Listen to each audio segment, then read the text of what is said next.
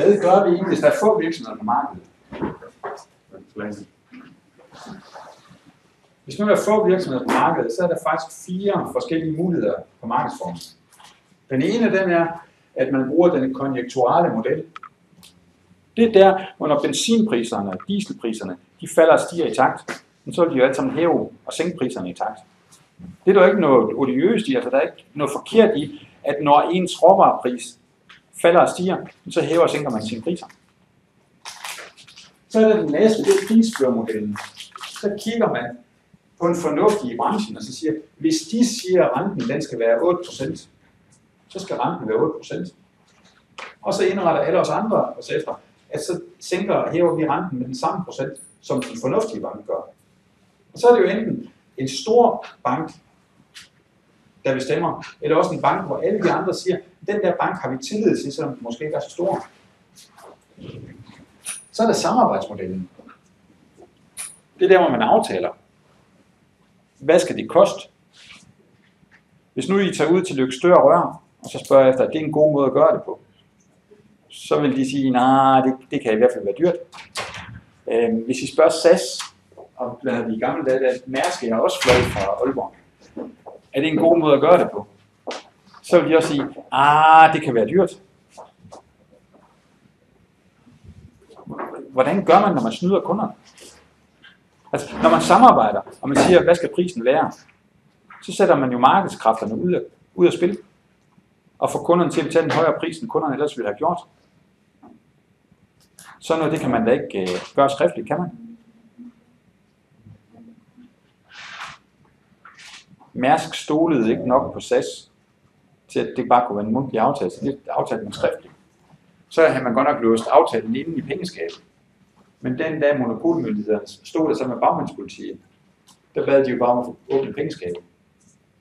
Så lå der en skriftlig aftale derinde, underskrevet Jan Carlsen, altså direktøren for Mærsk. Det var godt nok træls.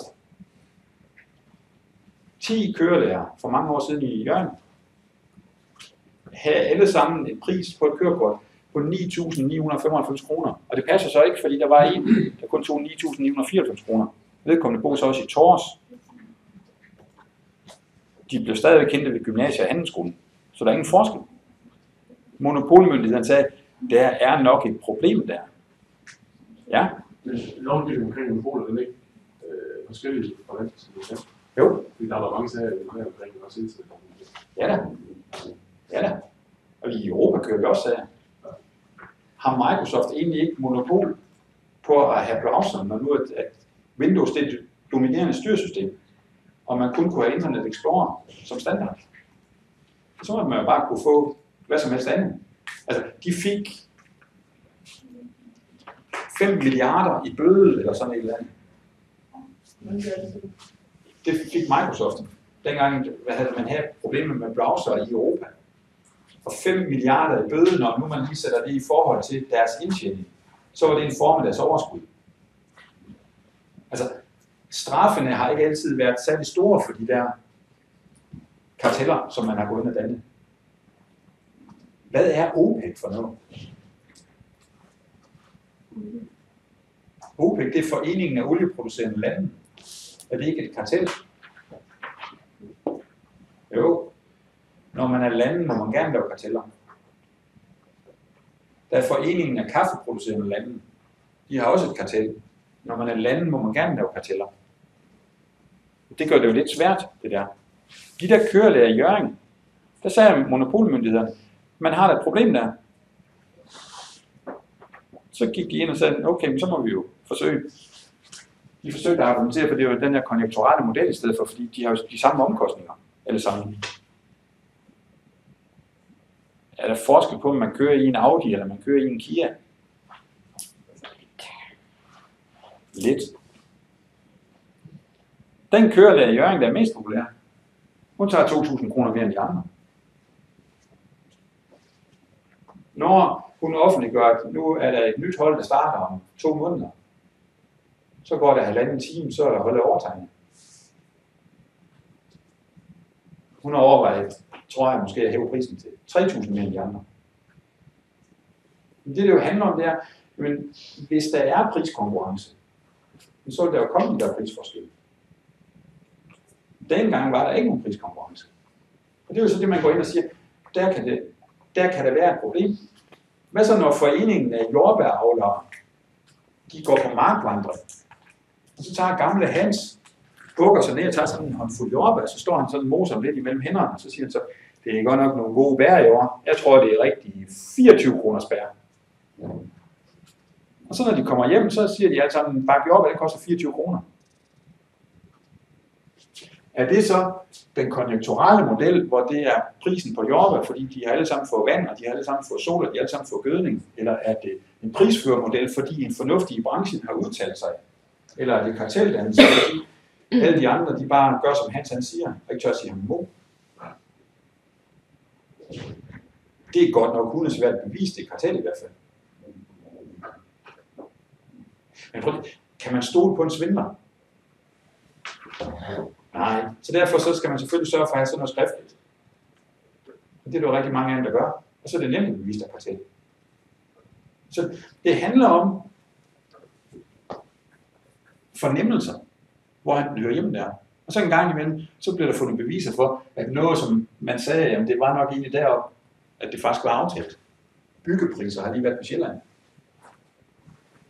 Det er jo træls, hvis man har givet 200% mere, end det man har behov for, fordi de har aftalt, hvem der skulle have ikke ordre. Og så er der endelig til sidst den knækkede prisafsætningsfunktion. Det er den her. Vi har både en APKK, aktiv priskonkurrencekurve, og en IPKK, ikke priskonkurrencekurve. Hvis vi alle sammen kører med de samme priser, hvor vi hæver priserne takt med hinanden, fordi det er det, branchen den tilsiger ud fra konjunkturen, så kører vi ikke priskonkurrence. Vi vil køre med de samme priser. Rent tilfældigt. Så lige pludselig så kommer der en, der siger, nu vil jeg konkurrere med de andre. Og når jeg vil konkurrere med de andre, så må jeg jo ganske simpelt gå ind og forsøge at ændre mine priser, og så se, hvad sker der så med de andre. Hvis jeg hæver mine priser, så vil der være nogen, der siger, jamen, så kan vi lige så godt tage en af de andre, som stadigvæk har den lave pris. Så der mister jeg mange kunder. Men hvis jeg sænker mine priser ned under de andre, så sker der til gengæld det. Så hugger jeg rigtig, rigtig mange kunder. Men hvis de andre sidder og kigger på, at jeg hugger kunder, så gør de jo det, at de sænker prisen med det samme også. Så derfor så vil det være sådan, at hvis jeg hæver prisen, så kører jeg efter den der, og hvis jeg sænker prisen, så kører jeg efter den stejle der. Så er det pludselig en knækket prisafsætningsfunktion. Så langt, så godt.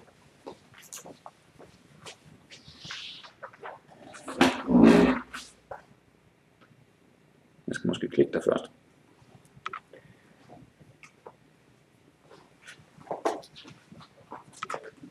Hvad er forskellen på benzin? Hvis nu jeg laver blindtesten, sætter 5 glas med benzin, vil de så kunne smage forskel? Men I kan også bare afvise med det samme. Hvis nu jeg sætter 5 glas med benzin, 1 liter i hvert, og så jeg hælder det i 5 nøjagtigt ens biler, vil jeg så kunne se, at med Shell, så kan jeg jo ikke engang huske, hvad det hedder. V-Power. Tak, selvfølgelig hedder det V-Power. At der kører jeg længere på literen. Jeg kan nå en gang mere ud til hesten. Det mest åndssvage reklamer, der nogensinde har været. Hvis man kører til hesten 5 gange i løbet af dagen, og så i 100 år, så kører man. Hvis nu jeg bruger maskinmesteren, han er i stand til at måle præcist. Han er i stand til at spænde bilen op i det der testapparat, og så have den til at køre ind i laboratoriet. Men han kunne få flere kilometer ud af V-Power, end han kunne få ud af Måske på en Statoils mileage. Men Hvad siger du? måske på en testbænk. Måske på en test. Ja, det vil man nok kunne. Hvis nu jeg siger, at ADAC har efterprøveforsøg, og en af de store amerikanske har efterprøveforsøg, og en anden, en fransk-agtig et eller andet, har efterprøveforsøg og kommet frem til, at man ikke kan finde nogen som helst signifikant forskel. Det er sådan en eller anden statistik. Nej, så kan jeg jo ikke. Hvorfor køber jeg så V-Power?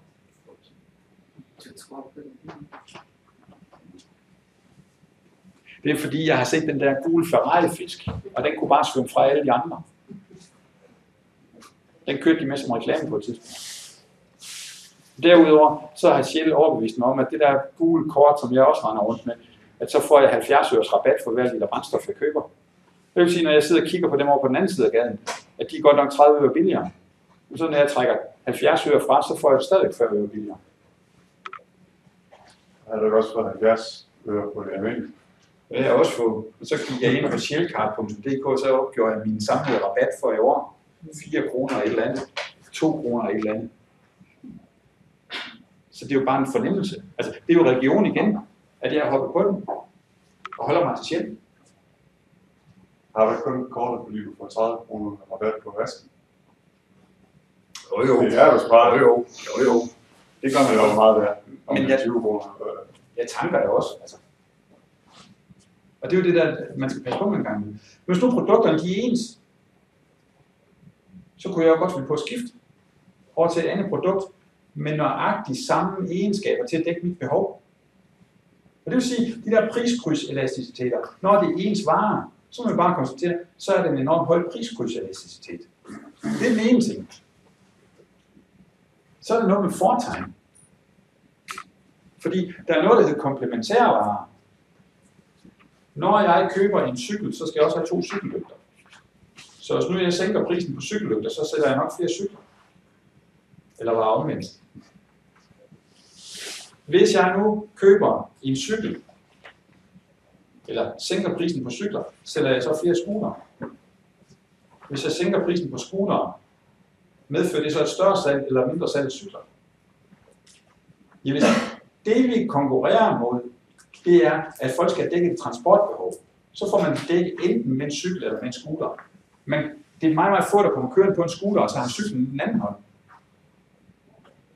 Så når det er transportbehov, så må det være substituerende. Men når det er cyklen og cykellygten, så må det være komplementære varer. Vi skal finde ud af foretegnet. Jeg prøver lige at skifte program.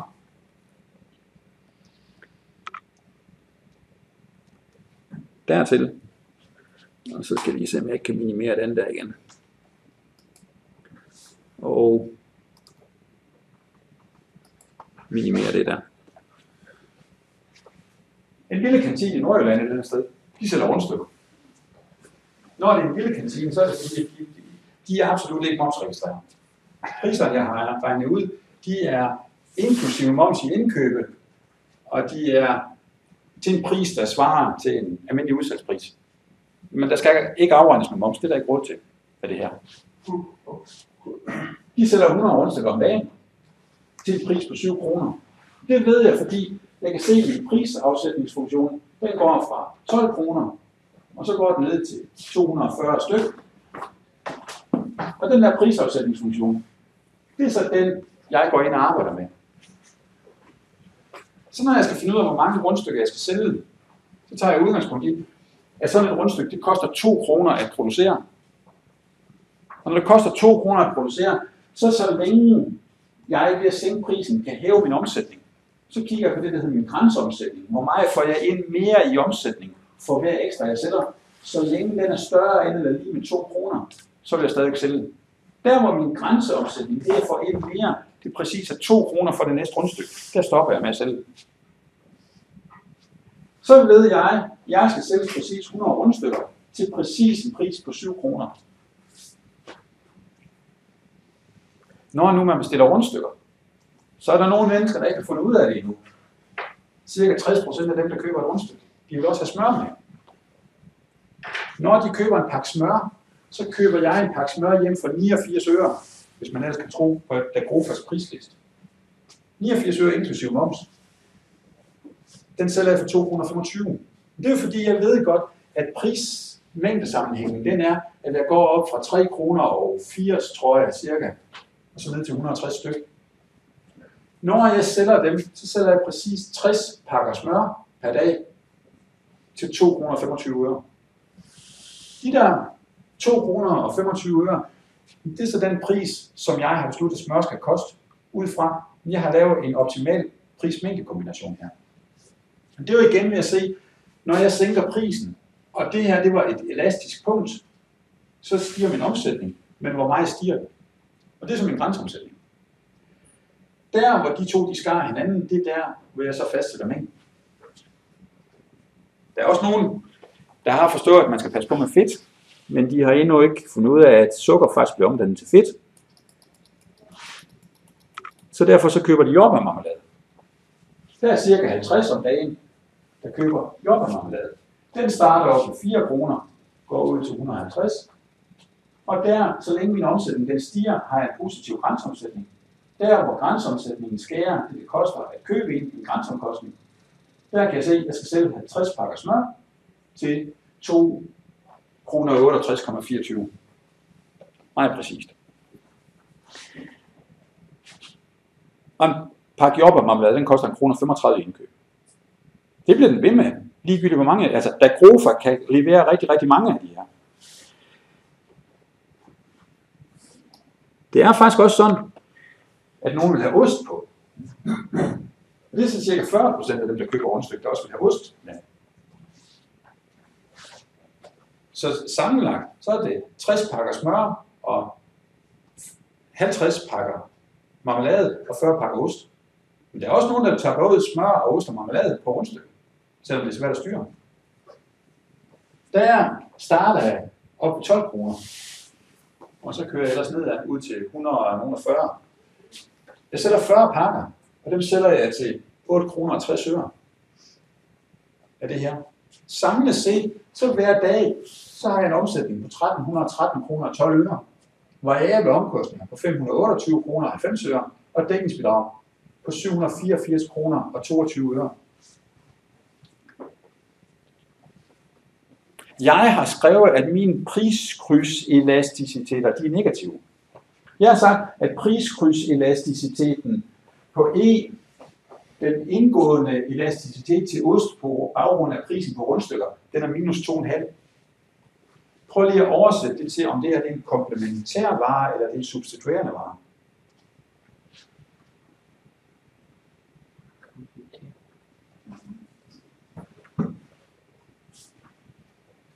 I kan også prøve at sige på en anden måde, erstatter ost og rundstykker hinanden, eller er det nogen, der hører sammen? De hører sammen, så er de komplementære. Hvis de erstatter hinanden, så er de substituerende. Og det vil så sige, det jeg påstår, det er, når det er komplementære varer, så har de en negativ priskrydselasticitet. Så prøver vi lige at kigge på det, og så sige, hvis jeg nu tager rundstykke, og sænker den med 10%, så står det her minus 10%. Hvis nu jeg ganger det med minus 2,5, så får jeg plus 25%. Men det vil være en fornuftig formodning at gå ind og sige, at hvis jeg nu har den her priskrydselasticitet på 2,5 og sænker prisen med 10%, så sælger jeg 25% mere ost. Ja, for hvis jeg sænker prisen med 10%, så kunne jeg se over på den første graf, så vil jeg sælge mange flere rundstykker. Og så sælger jeg mange flere rundstykker, så må jeg sælge meget, meget mere ost, smør og marmelade. Må jeg spørge noget? Ja. Da du har lavet den der, hvad har du så lavet først? Altså, jeg har først... det der tal i forhold til, at du siger for eksempel der med ost, at de 140... Jeg har først lavet rundstykker.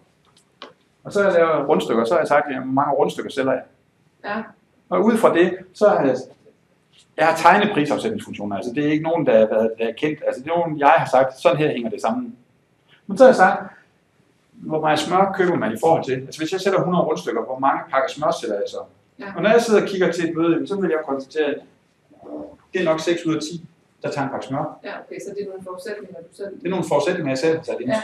Men i virkelighedens verden, så vil jeg gå ned i vores kantine, og så vil jeg tælle op, og så sige, hvor mange dage, altså hvor mange pakker smør sælger jeg, hvor mange rundstykker sælger jeg. Og så hvis jeg tager det over 10 dage, så vil jeg jo have, eller over et år, så vil jeg have, hvordan er sammenhængen imellem de her. Og når jeg har sammenhængen, så kan jeg prøve at ændre prisen på mine rundstykker. Og så vil jeg kende mine krydspris-elasticiteter. Jeg er jo bare 100%. Alle sammen. Det der, er det en elastisk pris, en neutral elastisk pris eller en uelastisk pris, hvis jeg sælger rundstykkerne til 7 kroner.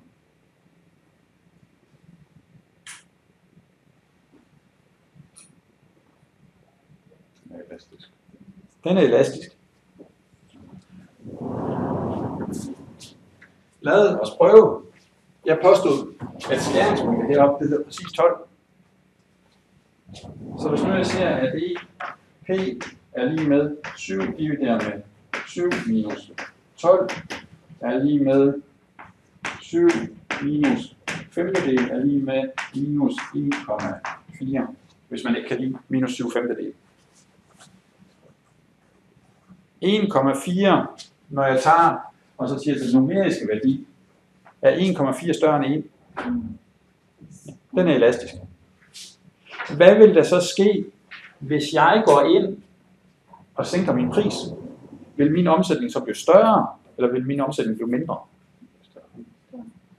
Større. Hvis man kigger på lønsomhed. Jeg prøver lige her at sige, jeg prøver lige at sænke min pris på at fremstille et rundstykke til 1,5 krone. Når jeg sænker den fra 2 kroner til 1,5 krone, så skærer jeg den længere ud her. Det vil sige, at jeg sælger flere rundstykker. Når jeg sælger flere rundstykker målt på en skrå linje, så bliver prisen lidt lavere. Så det der skete, det var, at jeg sælger 105 rundstykker, så koster de kun 6 kroner 75 øre. Når rundstykkerne kun koster 6 kroner 75 øre, så vil folk købe flere rundstykker. Hvordan er sammenhængen i sådan en kantine? Kan man sælge flere rundstykker ved at sænke prisen? Eller kan man sælge færre rundstykker ved at hæve prisen? Ja. Fordi hvis nu man hæver prisen, så køber folk med fra Føtex i stedet for. Hvis nu rundstykket det er billigt nok, så er der jo ikke nogen, der gider gå i Føtex. Så kan man lige skal købe det i kantinen. De små marginaler, man skal finde ud af lige nøjagtigt, hvor han skelner det. Men sammenhængen, den må stadigvæk være det. Min omsætning, den steg faktisk fra 700 kroner til 708 kroner 75 øre. Jeg solgte flere til en lavere pris, men omsætningen steg. Det var jo også det, vi sagde.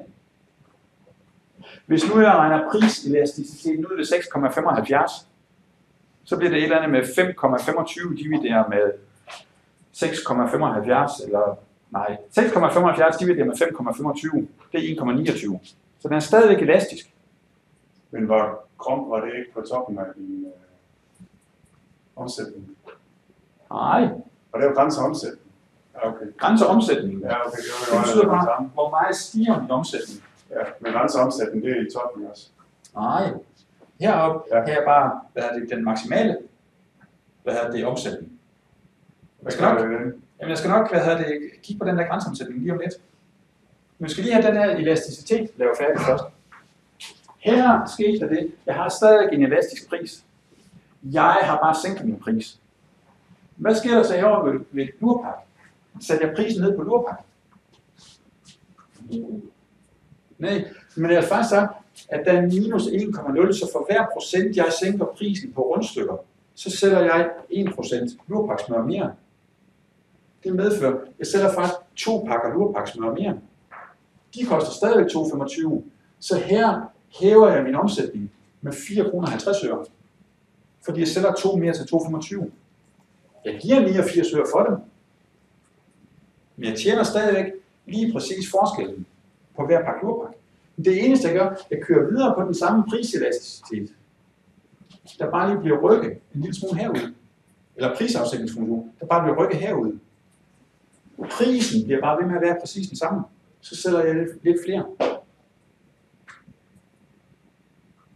Så herude, men det der sker, det er, at jeg bare flytter min efterspørgselsfunktion. Der er flere, der har et rundstykke, og 6 ud af 10 vil stadigvæk have smør på deres rundstykke. Jamen, så skal der være nogle flere, der vil have smør på deres rundstykke. Det samme sker med Rynkeby-marmelade.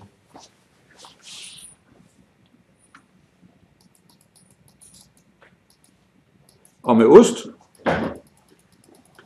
Sådan samlet set, så sker der det, at jeg øger min omsætning til 1368 kroner Det vil sige, at jeg har øget min omsætning med 55 kroner og 70 øre. Samlet set. Må jeg spørge om det? Ja. Det første skema, eller den første, vi havde om rundstykker, hvor Ja. den var elasticiteten om fra 2 til 1,5. Ja. Havde den indflydelse på alle de andre også? Altså, Ja. de blev også ændret, så der... Altså, her står der stadig, at den er 2,5. Ja. Men det er jo bare, at 2,5 gange min prisændring, det er mængdeændringen på ost. Og det er fordi, når rundstykket det bliver billigere, så er der endnu flere, der siger, at okay, når rundstykket er så billigt, så kan vi også bare købe ost til. Så der er en større sammenhæng med ost. Der er flere, der vil have ost, når rundstykket bliver billigt, end der vil have ekstra smør. Og det er jo fordi, hvis rundstykket er dyrt, så siger man, okay, så tager jeg rundstykket med smør. Men hvis rundstykket bliver billigt, så er der flere, der siger, okay, så tager vi et stykke ost også. Så den der kraft på krydspris-elasticiteten, den siger noget om, jamen, hvor komplementære er de her varer, altså hvor stærkt sammenhørende er de. Og retningen, når de er negative, så er de komplementære, så er de sammenhørende. Når den er positiv, så er de substituerende.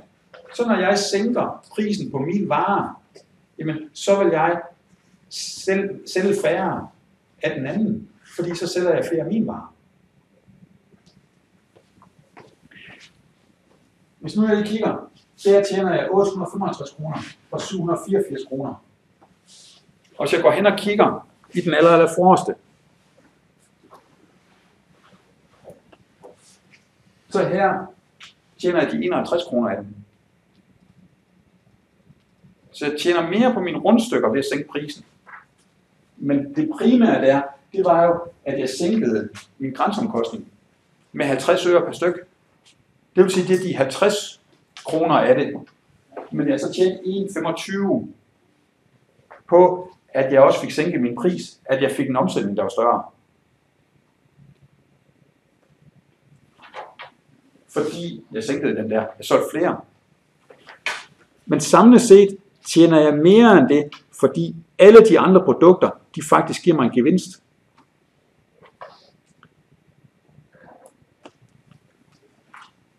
Hvor mange komplementære varer har man i en købmandsforretning?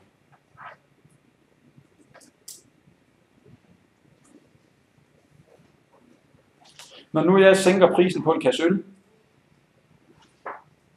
jeg antager, at den koster 100 kroner normalt. Så siger jeg, ugens slagtilbud, giv en kasse øl 50 kroner. Vil det medføre, at jeg sælger mere af andre varer? Ja. Grunden til, at de laver de der slagtilbud, det var for at lokke mig ind i forretningen, for de ved godt, at når jeg først er kommet ind i forretningen, så tager jeg 2 liter mælkeost, og jeg tager 4 kilo mel, og jeg tager 2 franskbrød, eller 4 rugbrød, eller hvad det nu er, jeg plejer at handle. Så derfor kan man først få mig ind med et eller andet, som jeg ikke nødvendigvis taber noget på, men som jeg bare tjener mindre på.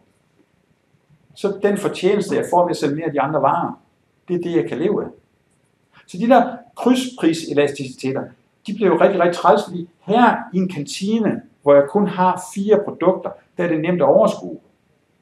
Men hvordan gør jeg, når jeg lige pludselig har 200 produkter, som kan være komplementære, og så 10 produkter, som samtidig er substituerende? Altså, den uge, hvor jeg kører tilbud på Heinz ketchup, hvor meget Beauvais sælger jeg så? Kommer ind på, hvordan din religion er. Ja, det er nemlig rigtigt, fordi der er vi ude i religion igen, at der er nogen, der bare skal have ketchup. Og dem, der bare skal have ketchup, de køber ikke Beauvais, når der er tilbud på Heinz. Og så er der nogen, hvis man kommer hjem med Beauvais ketchup, og så, nu kan jeg ikke huske, hvad det er for en af dem, der har den brede tud, sådan at de kan stå på hovedet, sådan at det er nemt at få det sidst ud af klemflasken. Når det er Heinz. Så, når man så har den, jamen, så har man jo allerede religionen, fordi så har man en præference af en eller anden årsag. Og så er man jo ligeglad med, hvad den anden koster. Og det er jo de der, vi skal ind og have fundet ud af, når vi kigger den her priselasticiteten på min egen vare, det er religionen. Det er der, at det er en stærk vare. Og hvis den har en høj priselasticitet, så er det en stærk vare. Hvis den har en lav priselasticitet, så er det en svag vare. Hvad er en høj priselasticitet? At svare over 1, det er ikke godt nok. Vi vurderer lige, Vi skal have en anden aftale der.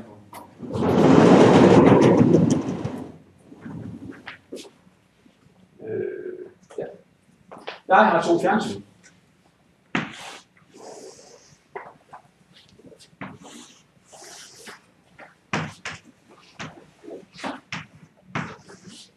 Jeg har et Beovision 8. Det er et lækkert fjernsyn.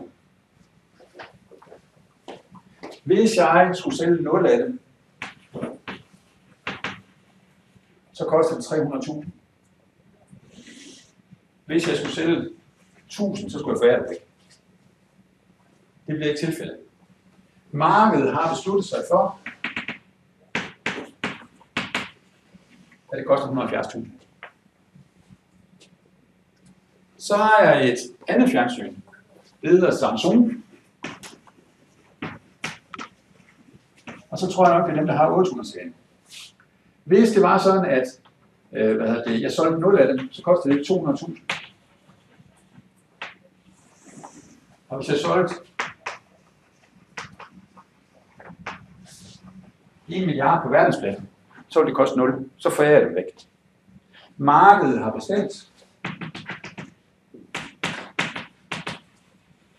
at markedsprisen er 170.000. Hvorfor et har størst priselasticitet? Samsung.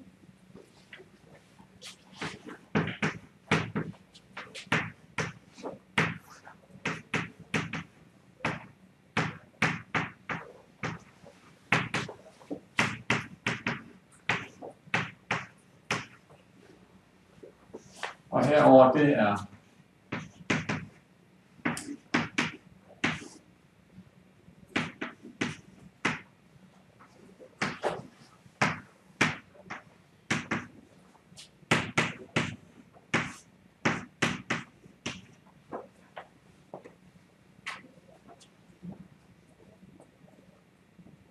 det er jo rigtigt. Det herovre, det er 1,3 og så videre. Det herovre, det er næsten 6. 5,2/3. Men hvordan kan du sige, hvis man sælger 1 milliard af dem, så tjener man ingen penge? Ej, det holder jeg op med længe inden. Hvis jeg sælger 1 milliard af dem, så skal jeg give dem væk. For at komme af med 1 milliard, Ja, okay. så skal jeg give det har dem ikke væk. noget med efterspørgsel at gøre. Hvis der har været 1 milliard, der vil købe dem, så har det jo været fedt, ikke? Jo. Hvis der har været 1 milliard, der vil købe dem til 170.000, Ja. så har det været rigtig, rigtig fedt. Ja. Hvis nu jeg sagde til jer, æbler er gratis. Jeg har den, den her gang har jeg taget 10 flyttebiler med. Der står alle de æbler, I overhovedet vil have. Hvor mange vil have mere end 100 kasser? Den eneste betingelse er, at I skal tage dem med her nu.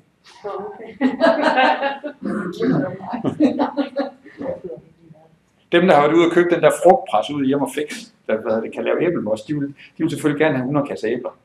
Men på et eller andet tidspunkt, der får man så meget, altså, når jeg har hængt 8 Samsung-fjernsyn op i hver rum, så gider jeg ganske simpelthen ikke at have flere. Så altså, der må være en grænse, selvom hvis jeg får ting gratis. Altså, hvor mange af jer går 27 ture i parken hver dag, bare fordi det er gratis? Man finder en eller anden balance, og så siger, jamen, selv om ting er gratis, jamen, så nøjes jeg med at tage det her af det gratis gode. Og det vil sige, når jeg kommer derned, så ved jeg, at så er der ikke mere at hente. Hvis nu jeg går ind og arbejder videre på den der, skal jeg have fundet min frem.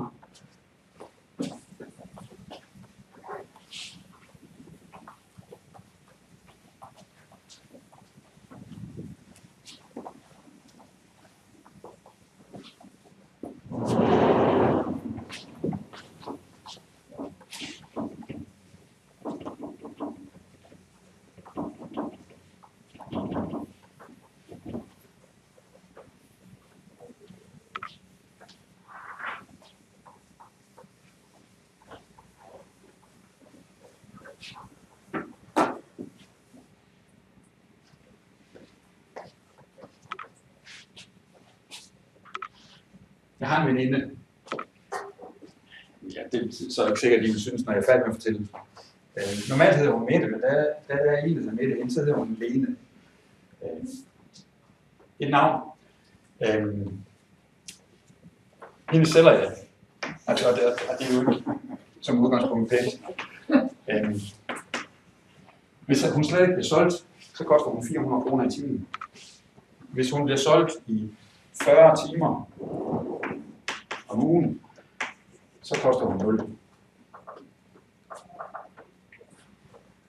Der er en helt klar sammenhæng, fordi som murarbejdsmand, så længe hun ikke skal lave noget, så har hun stærk arm. Men når hun har kørt i 40 timer med en trillebør, så bliver trillebøren ikke løftet. Så sammenhængen, den er lineær.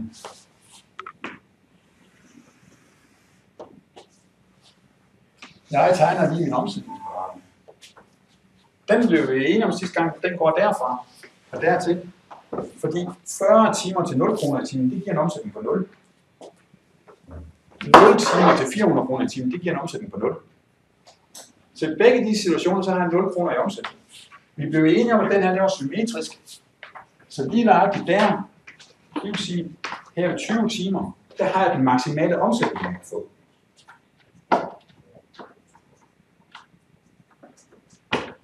Hvad sker der egentlig, hvis jeg gør det, at jeg siger, at jeg har pris, og jeg har mængde, og så har jeg en omsætning. Jeg har en pris på 400, mængde på 0, en omsætning på 0. Så prøver jeg at sænke prisen til 380 kroner. Så når jeg går ud og kigger der med 380 kroner, tja, hvad har jeg så sat prisen ned med? Eller hvilken mængde sælger jeg så? Det jeg kan se, det er, at for hver gang jeg går 10 kroner ned, så går jeg en ud. Så hvis jeg går 20 kroner ned, så jeg går 2 ud. Så her sælger jeg 2 timer. Hvad er 380 gange 2? 95. Nej, gange 2. Skal vi ikke sige 760? Hvad hvis jeg sænker prisen til 360? Er på den elastiske del af prisafsætningsfunktionen. Det vil sige, at jeg øger stadig min omsætning. Der står 4 der. Det er 1200 plus 240.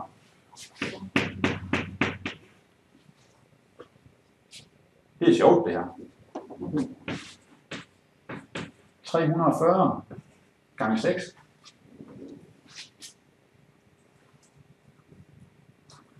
Det giver forhåbentlig 2040.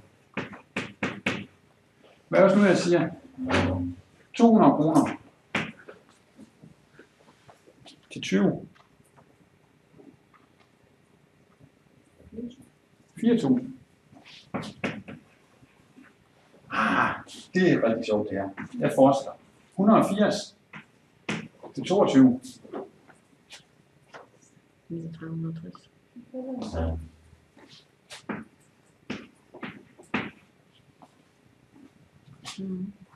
Hvis nu jeg godt kunne tænke mig for at vide, hvad min grænseomsætning den er. Eller i første omgang min differensomsætning.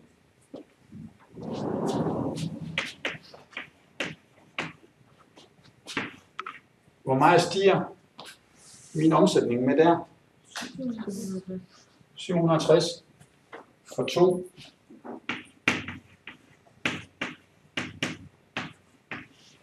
$380 i differensomsætning.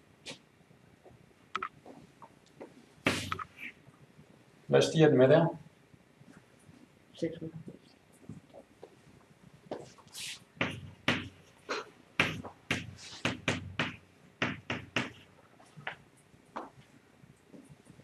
Min differensomsætning bliver mindre. Hvis nu jeg prøver at tegne den ind,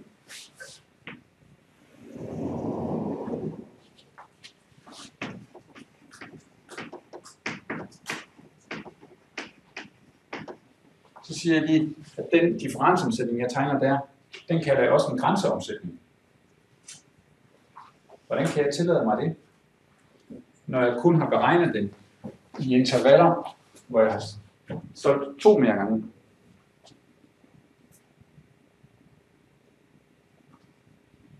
Det er fordi, jeg kan bare aflæse, hvad forskellen er på en mere. Så selvom jeg beregner det som differensomsætning, så lige snart jeg tegner det, så har jeg min grænseomsætning. Hvis jeg ved, at det opfører sig lineært.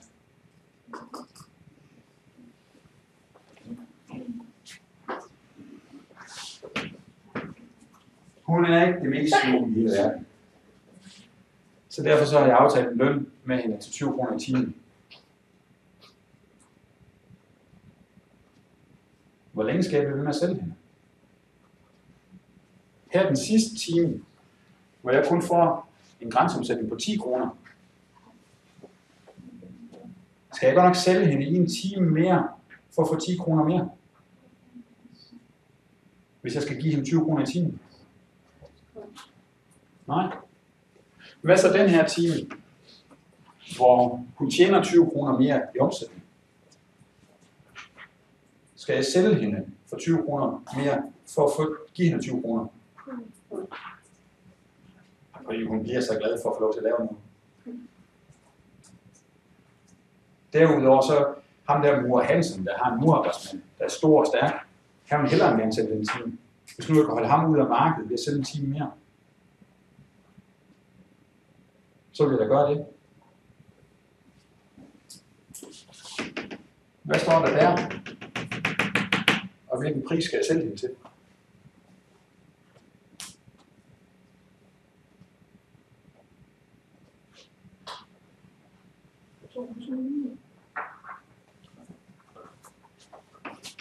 Det er næsten rigtigt. Der må stå 19 og 210. Og nu siger I nok, det kan man ikke se ud af din graf. Det kan man se ud af tabellen. Se det ud af tabellerne. Men hvad hedder den her? Den må hedde et eller andet med 400 minus, og så et eller andet med M.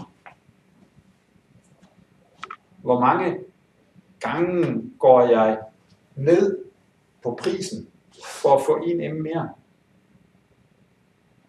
Sagt på en anden måde, hvad er 400 divideret med 40? Så det der rent faktisk står der, det er, at prisen den er 400 minus 10M. Så nu jeg har det, hvad er min omsætning så?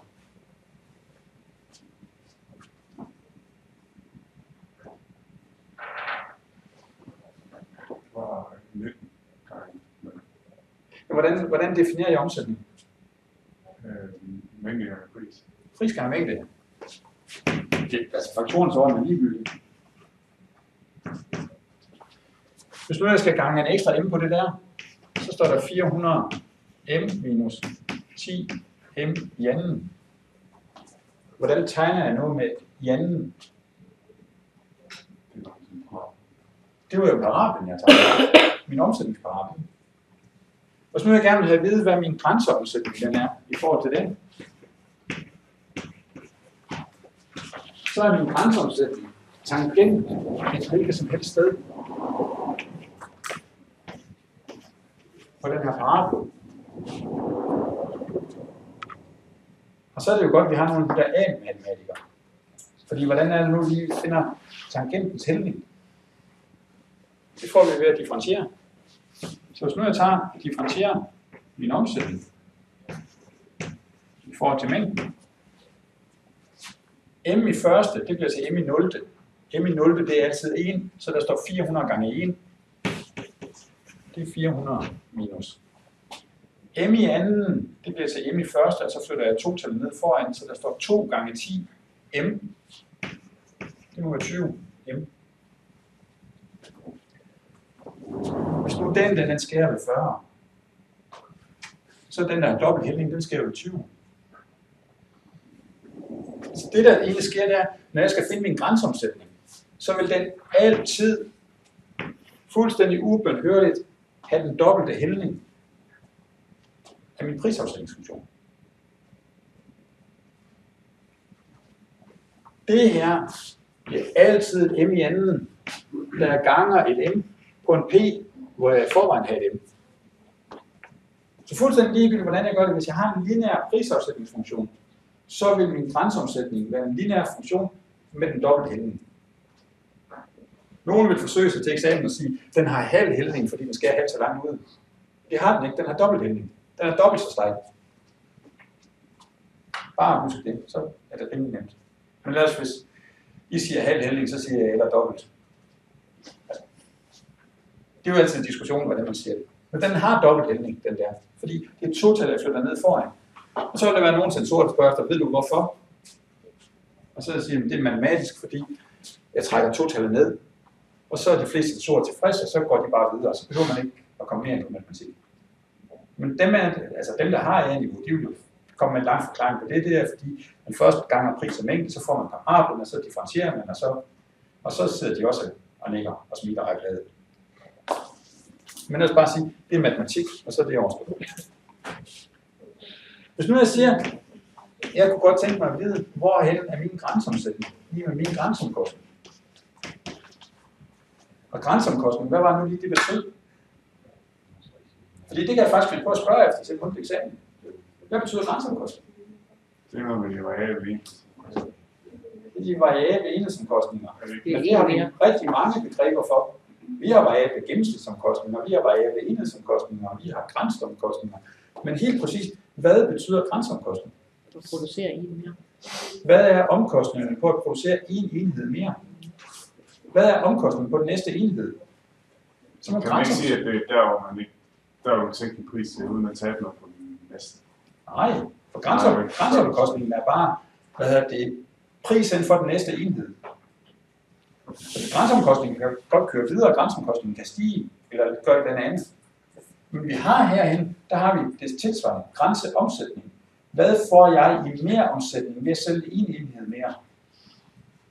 Når nu jeg har det, og sætter de to lige med hinanden, det jeg får ind mere, det er det jeg giver for at lave en mere. Det er jo meget fornuftigt. Her står der 400 minus 20m er lige med 20. Så står der også her, at minus 20m er lige med 20 minus 400 er lige med minus 380. Og m er så lige med minus 380 divideret med minus 20 er lige med 19. Jeg skal sælge hende 19 timer om ugen. Kan jeg finde ud af, hvilken pris jeg skal sælge hende til så? Altså, da jeg jo stoler på min egen tegning, så går jeg jo bare hen og aflæser, at det er 210 kroner. Jeg kan bare sætte ind.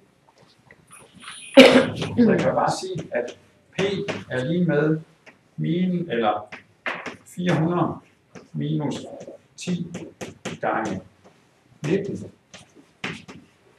er lige med 210.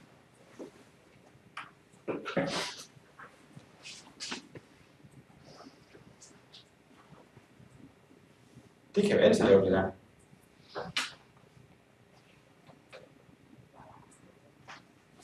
Prøv lige. Her kommer jeg frem til, nogen synes det er besværligt, jeg synes det er det nemmeste, at det var 19 timer, jeg skal sælge til 210 kroner. På min fantastiske graf heroppe, der aflæste jeg, at det var 19 timer, jeg skulle sælge til 210 kroner. Hvorfor en løsningsmetode er bedst? De er lige gode. Hvorfor en løsningsmetode er bedst til eksamen?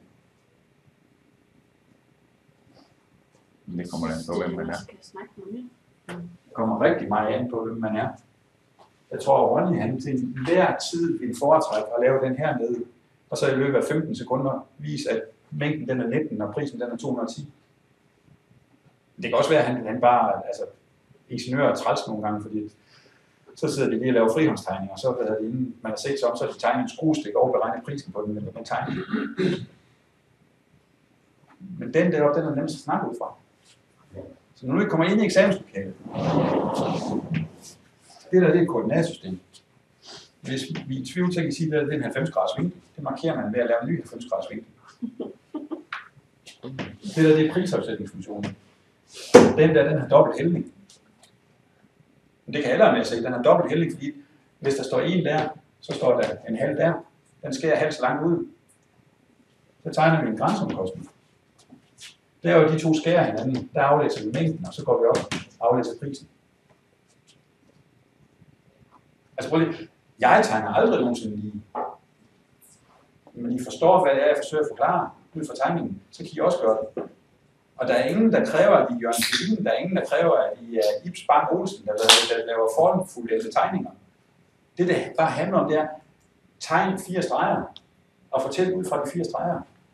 Så vil jeg spørge, okay, den der grænseomkostning, hvad er det for noget? Og så kommer med det og så siger, det er omkostningen på at fremstille den næste enhed. Og så vil jeg sige, okay, hvad er omkostningen ved at leje et sommerhus ud en nat mere? Og så bliver Mette helt stille, fordi for det første er en forretningshemmelighed. Og for det andet, så er den 0. Altså, hvis jeg har boet i sommerhuset i 6 nætter, og jeg ønsker at leje den 7. nat, sommerhusejeren har formentlig fået sin faste afregning for enten sæsonen eller for den uge. Det vil sige, at sommerhusejeren får formentlig ikke flere penge. Der skal gøres lige meget rent. Hvad er omkostningen ved at sælge 1 minuts telefoni mere til mig? Min storebror, han er ingeniør og har været ansat ved Telenor, så han har lavet den der beregning på, hvor meget det koster i ekstra mikrokroner i strøm. Men når alt kommer til alt, så koster det 0 kroner at lave 1 minuts telefoni mere. Men hvis det koster 0 kroner at lave 1 minuts telefoni mere, så ligger min grænseomkostning der. Der er min grænseomsætning, den skærer 0. Det er der, hvor jeg har toppen af min omsætningsparate. Det vil sige, hvis jeg har en grænseomkostning på 0, så skal jeg bare optimere min omsætning, og så er den ikke længere. Så er det jo nemt. Så længe det er elastisk, sænk prisen. Sælg noget mere. Hvad er grænseomkostningen på at få en revisorassistent til at arbejde 1 time mere? Kommer an på, om de er partner. Det er fuldstændig ligegyldigt. De er på fast løn, alle sammen. Der er ikke nogen af dem, der får løn for at arbejde 1 time ekstra. Og nogle af dem har været tåbelige nok til at skrive under på en kontrakt, hvor der står, at de arbejder bare de timer, der er behov for. Hvis de ikke har skrevet under på en kontrakt, så gør de det alligevel. Så har man en grænseomkostning på 0. Optimere omsætningen. Sælg alle de timer, I overhovedet kan. Men hvis det er sådan, at man sælger så mange timer, at man begynder at sænke omsætningen, fordi man har sænket pris for mig, så er man gået for langt. Så vi skal finde det punkt der, lige præcis, hvor EP numerisk er lige med 1. For det ved vi jo, det er lige præcis midt på. Ved vi andre ting, der er lige præcis midt på?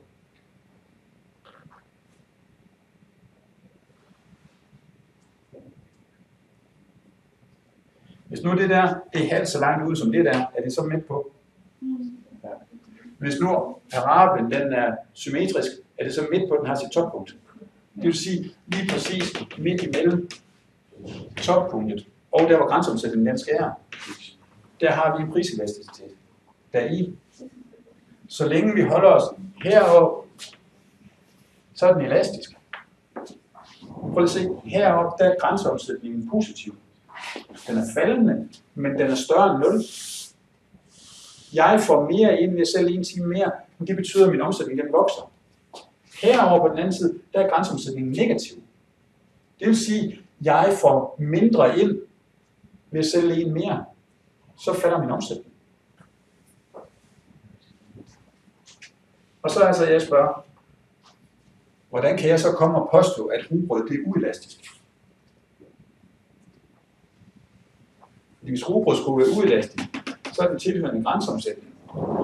Der er lige nødt til, at jeg skal. Helt dernede.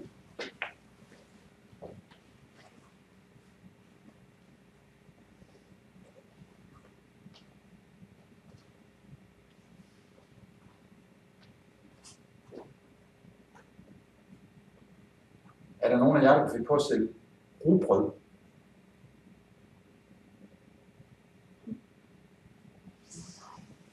Nej. Hvis Hvis I skulle sælge rugbrød, så ville det jo være slotsrugbrød, luksusrugbrød, velsmagende rugbrød, godt rugbrød. Lige snart, at det er velsmagende rugbrød eller godt rugbrød, så har vi en pris, der ligger deroppe. Det kan godt være, at rugbrød som helhed er uelastisk. Men det rugbrød, vi sælger, det er jo elastisk.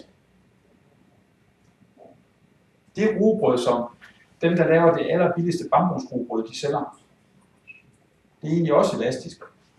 Men de oplever jo bare, at når det er sådan, at folk de ser, at prisen den stiger på det rugbrød, så skifter de over til et andet rugbrød i stedet for. Den der elasticitet, altså de har en meget, meget fladere kurve end alle os andre.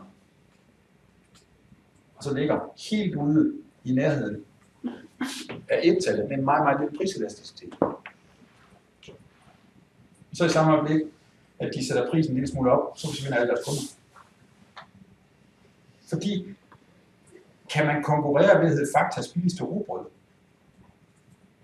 Kan man skabe præference ved det? Blandt fattige studerende og andre med meget, meget få penge.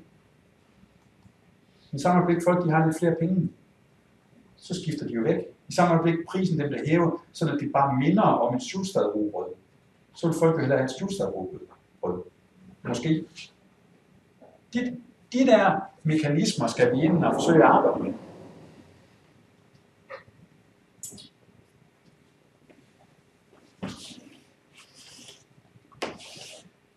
Jeg har 2 kurver der. Og når jeg sidder i eksamenslokalet, så er det dumt som en dør. Jeg kan aldrig nogensinde huske, hvorfor en der udbud, hvorfor en der efterspørgsel. Hvis I ikke kan tegne dem, så kan jeg godt tegne kurven, men jeg kan altså ikke huske, hvorfor en der hvorfor. Det bliver I nødt til at hjælpe mig med.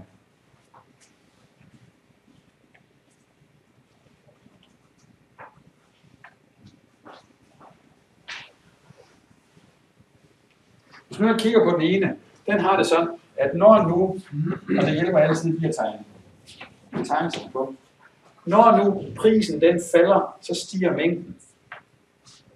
Er det så efterspørgsel, eller er det udbud? Det er efterspørgsel. Når nu prisen den stiger, så stiger mængden. Er det udbuddet, eller er det efterspørgsel? Det er udbuddet. Jo højere pris jeg kan sælge til, jo flere vil jeg kan sælge. Jo lavere pris jeg kan købe til, jo flere vil jeg købe. Det vil være det fuldstændig normale handlemønster. Så har jeg udbud og efterspørgsel. Der hvor de to de møder hinanden, der kommer jeg frem til en pris. Og der kommer jeg frem til en mængde, der bliver solgt på det her marked. Hvad er det for et marked, vi er på? Hvis nu jeg kigger på dem, der skrev opgaven Tesla, findes der et Tesla-marked i Danmark? Eller er det et bilmarked, man har?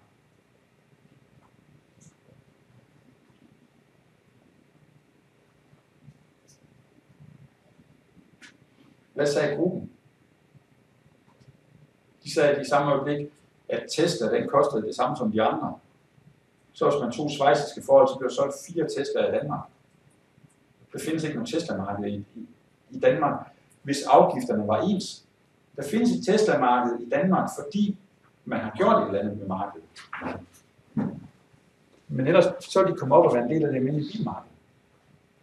Så er det lige den her lille ulempe, at den her, det er den optimeringsform, vi bruger ved fuldkommen konkurrence. Er der præference på biler?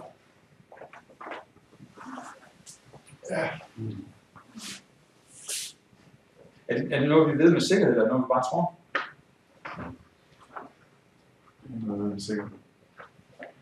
Okay. Men det er kun inden for nogle af mærker. Kun inden for nogle af mærker. Okay. Kender I de uægte trillinger? Der findes en bil, der hedder en Citroën C1. Den har en søster. Hun hedder Peugeot 108.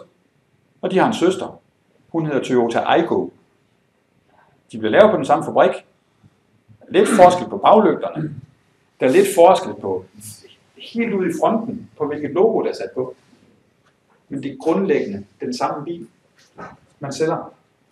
Hvorfor finder man på at tage den samme bil fra den samme fabrik med den samme motor, og så markedsføre den som 3 forskellige biler?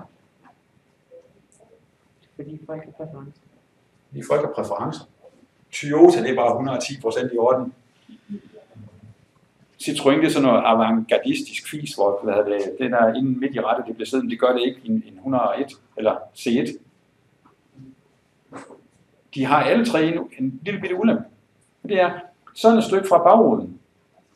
Der er kanten af bagsædet.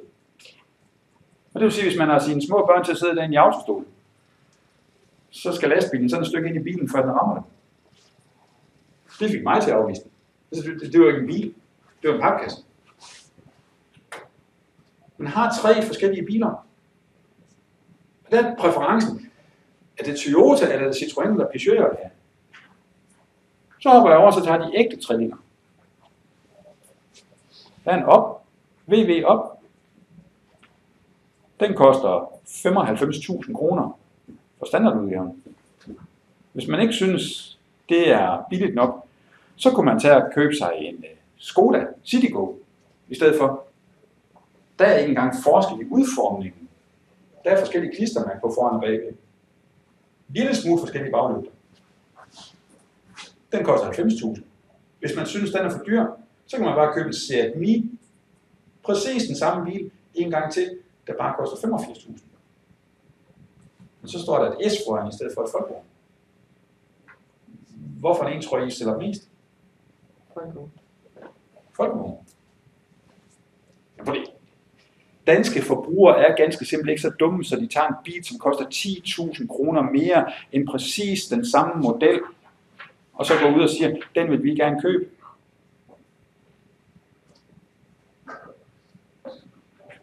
Jeg siger, at er det sådan en anden rang spansk mærke? Ejer af VW. Fuldt ejer af VW, og har været det i 30 år. Bilen er bygget på den samme fabrik. Bilen er bygget af de samme mennesker. Hvem er Skoda? Altså, jeg ved godt, at det kan tælles på en hånd, hvor mange der kan huske dengang, man havde en Skoda D105. Den kunne fås i rød eller orange, og så havde den sådan en tandbeskytter henne bagpå. Det var til, når man skulle skubbe den i gang, så hvis man faldt, så var der gummikant til at beskytte. Døren faldt af, når man kørte hen til den første lyskryds, efter man havde købt den. Småting. Til gengæld så kostede den 19.995 kroner. Og det vil sige, at hvis man skulle drømme om at få en bil nogensinde, så var det sådan en, man kunne få af sine forældre. Nogen fik det. Jeg fik det ikke.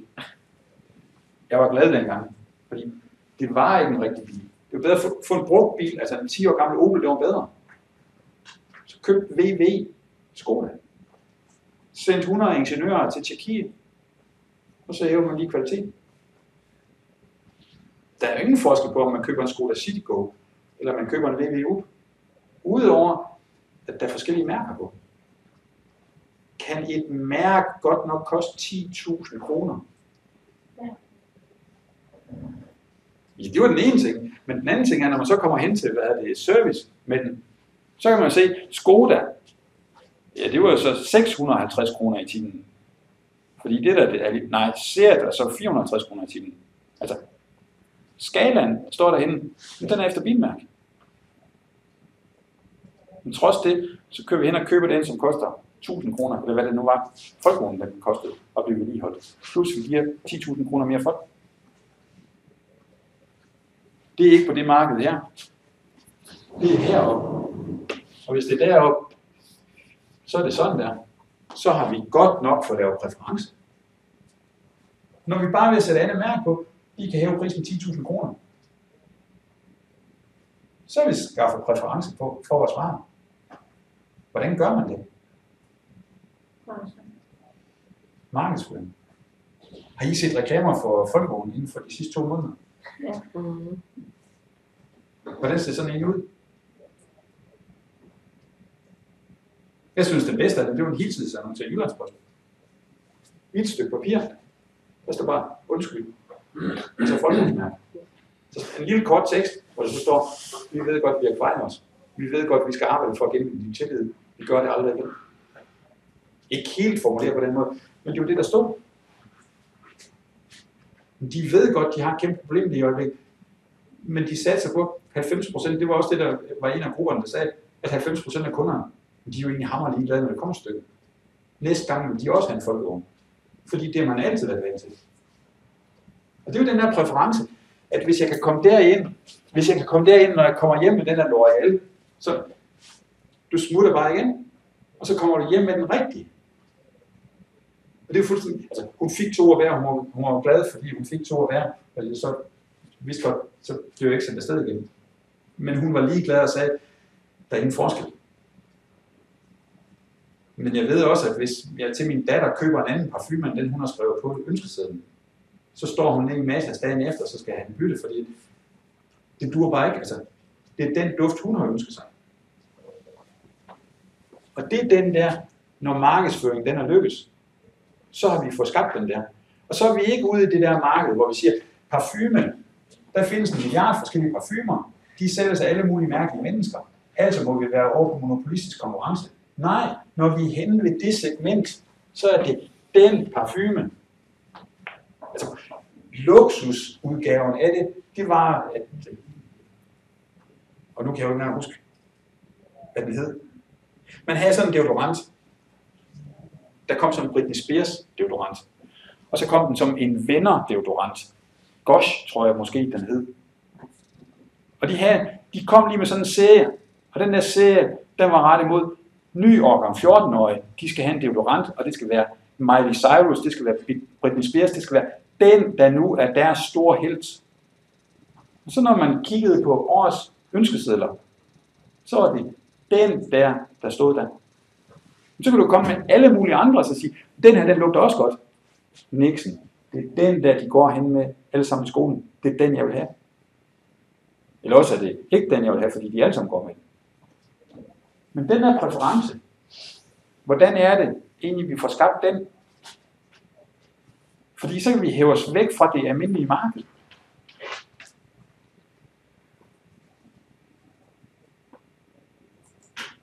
Nede i Hadsund ligger der en virksomhed. Lige om lidt kommer jeg i tanke om, hvad de hedder. De laver smøringssystemer til skibsmotorer. Det kan man da ikke leve af, kan man? Det er Hansen Lubricators. HJ Lubricators, ja. Hans Jensen Lubricators.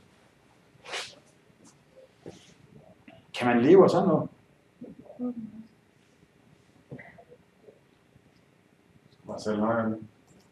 Alfa Diesel, de gør det rigtigt. Alfa Diesel, de tager hvert år, så inviterer de alle de der maskinmesteraspiranter. Så inviterer de dem på tur.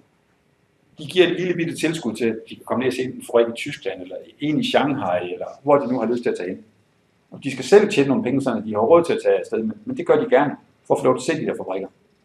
Alfa Diesel inviterer dem også op og se ting i Frederikshavn. Altså, de ting, der foregår i Danmark, kan man se i Danmark. Så man gør en hel masse for at blive kendt blandt de der maskinmester, fordi man ved, 60% af dem, eller 20% af dem, 40% af dem, de skal ud og være på skibene. Og der er det afgørende for, hvor man er. Alfa Diesels motor, de har det smøringssystem indbygget.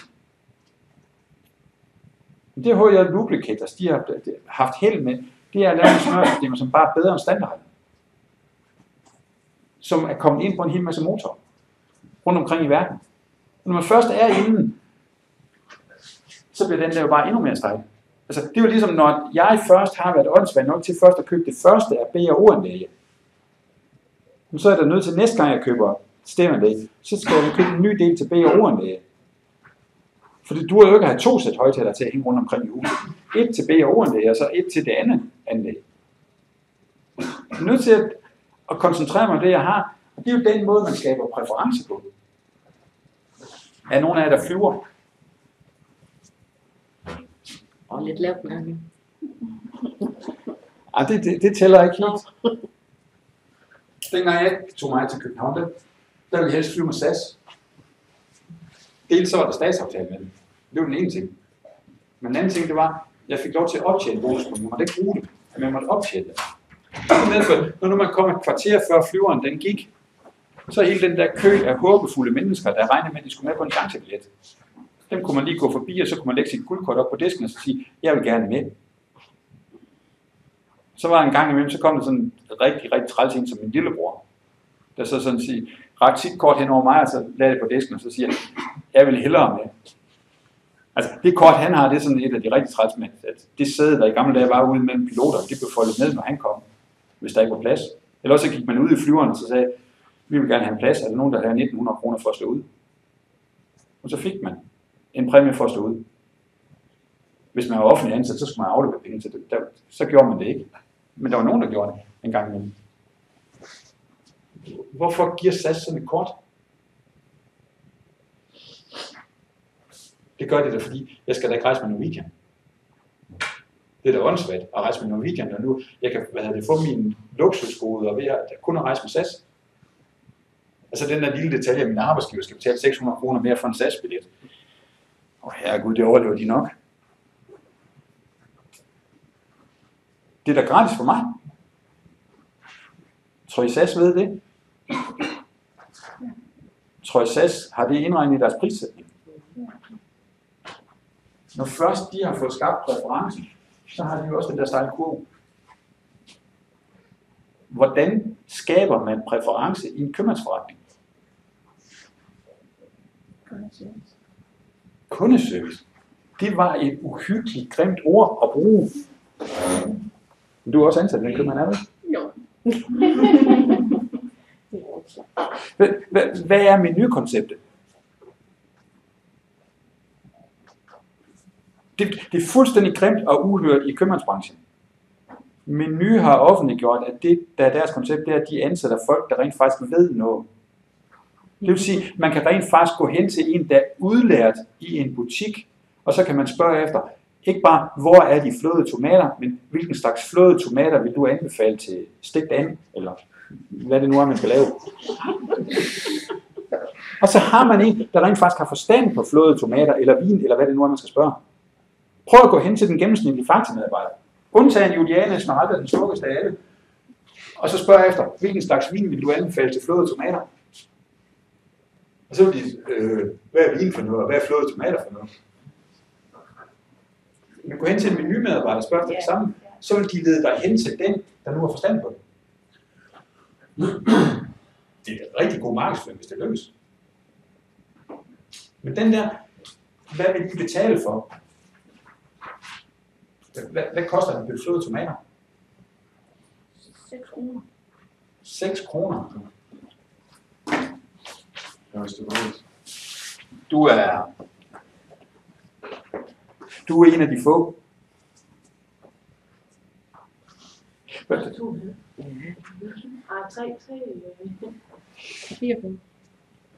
Jeg kan stadig godt finde dem til 95 øre.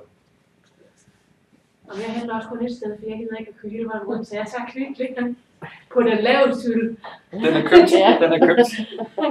I Kvickly tror jeg også, de koster 3 kroner. På den laveste hylde. På den laveste hylde, ja. Hvis nu jeg går ind i Kvickly, stiller mig ud foran Kvickly først, og så spørger folk efter, hvorfor nogle flåede tomater vil du købe? Der er 3 forskellige slags inde på hylden. Der er dem på den nederste hylde, der koster 3 kroner. Så er der den på hylden ovenover, der koster 5 kroner, de er økologiske. Så er der dem på en hylde længere op, de koster så 7 kroner. Udover de økologiske, så garanterer man, at dem, der har plukket tomaterne og flået dem, eller hvad man nu gør ved dem, at de rent faktisk kan få en ordentlig løn. Så er der dem oppe på den øverste hylde, det er så dem i papkartoner, fordi at man har fundet ud af, at dåserne, de også er giftige. Så altså, de er økologiske, plukket af nogen, der har fået en ordentlig løn, og så de behandler ordentligt, så de vil være glade hele vejen igennem. Glem dem, der ikke er økologiske, men er en mærkevare. De står så en hylde længere op og koster 15 kroner. Hvis nu jeg laver spørgeskemaundersøgelsen ude foran, specielt hvis folk de står og kigger på det, så vil jeg få nogen, der svarer, men selvfølgelig tager vi der på en af de øverste hylder. Så er der den der, handler man som man siger? Nej. Folk vil måske, når de giver udtryk for præferencen, sige den der, men når der kommer et stykke, så handler de måske på en anden måde.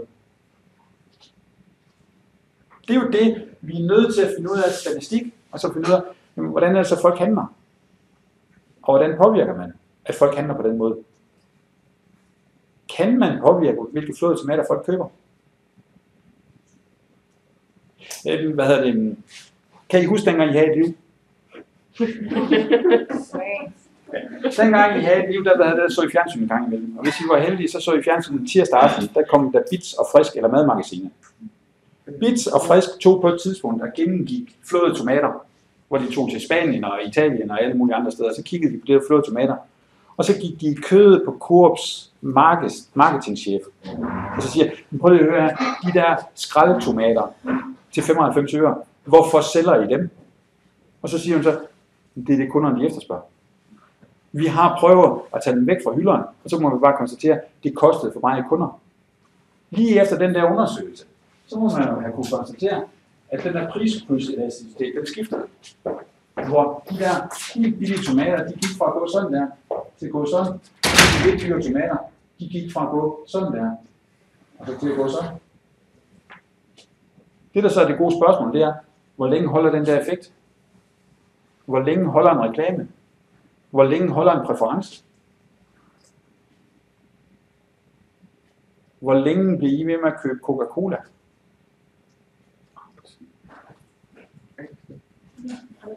Jamen det er igen religion. Altså, hvis nu man har fået det op som religion, så er vi oppe i den der. Så er vi umulige at flytte. Men hvis vi er pragmatiske, lidt mindre religiøse, så når der kommer et eller andet, synes, det smager lige så godt. Hvorfor skal jeg egentlig betale 2 kroner mere for et eller andet, som bare er en mærkevare? Skoda vil rigtig gerne flytte os fra Folkevogn og så til Skoda. Folkevogn har en interesse i at trække den anden vej. Hvorfor har man 2 mærker i den samme koncern, 3 mærker i den samme koncern, der kæmper om at få de samme kunder? Er det ikke åndssvagt? Nej, det er jo bedre, at de skal vælge mellem. Hvis kunden står og vælger, at skal vælge mellem 2, så er det bedre, at det er 2 af dem, i stedet for 1 af dem, og så en konkurrent. Hvor længe man har en indhavn? Yes. Man har jo 3 uger. Altså, i min verden, så er det samme behov, man dækker, hvis man køber en op, eller man køber en C1. Ja. Hvis nu jeg skal vælge mellem 3 uægte, eller jeg skal vælge mellem en af de 3 ægte trillinger, må det være, så synes Folkevogn, at jeg skal vælge en af dem. Hvis jeg vil vælge mellem en af dem der, som er 15.000 kroner billigere end op, så tager jeg Cirkel. Det er da helt fint, at jeg går fra et konkurrentprodukt og så ind på de billigste. Men hvis jeg var interesseret i Cirkel i forvejen, så handler det jo om at få mig flyttet derfra og så over til det der produkt. På det der produkt, altså alt andet lige, hvis de bliver lavet på den samme fabrik, koster de så ikke det samme at lave. Hvis det koster det samme at lave, og jeg kan sælge den ene for 85.000, og jeg kan sælge den anden for 95.000, så er der 10.000 kroner, jeg skal dele med nogle afgifter. Men resten, det er fortjeneste. Så det er jo det handler om, at få flyttet folk rundt. På mandag. Det er mandag. Den 7. Det står der i min plan i hvert fald. På mandag, der snakker vi kapitel 11. Når vi snakker kapitel 11, så tager vi en evig. Er det først den 14. og 16? Nu må du ikke have lagt ind på min kalender. Ja, vi har en gang data. Det er først den 14. Ja. Der fik du lige en mand for ærerne. Det gjorde vi til gengæld ikke. Jeg kan godt skubbe Rie væk. Okay, på onsdag. Det vil jeg godt se. Ja, det kunne blive interessant. Det var sidste gang. Nej, det vil jeg ikke lade at gå væk af. På onsdag, der tager vi og diskuterer markeder igen. Det vil sige, den der, den kommer vi til at tegne cirka 28 gange. Når vi har gjort det, så tager vi den, jeg har visket ud, men nej, den der, og den tegner vi et par gange. Så tager vi den der i en variant, hvor vi tegner den knækkede prisafsætningsfunktion. Men af en eller anden mærkelig grund, så bliver vi ved med at snakke om det der elasticitet. Af en eller anden mærkelig grund, så bliver vi ved med at bruge elasticiteten til at regne med. Så derfor, det kan være godt nok, hvis man keder sig på et eller andet tidspunkt i løbet af weekenden, og så beregne en enkelt elasticitet eller 2. Det klarer jeg ikke nok. Det kan godt være, at Juliana Esmeralda, hun havde fundet på at og stille nogle spørgsmål om elasticitet. Ja. Tak for i aften. Vi ses på onsdag så.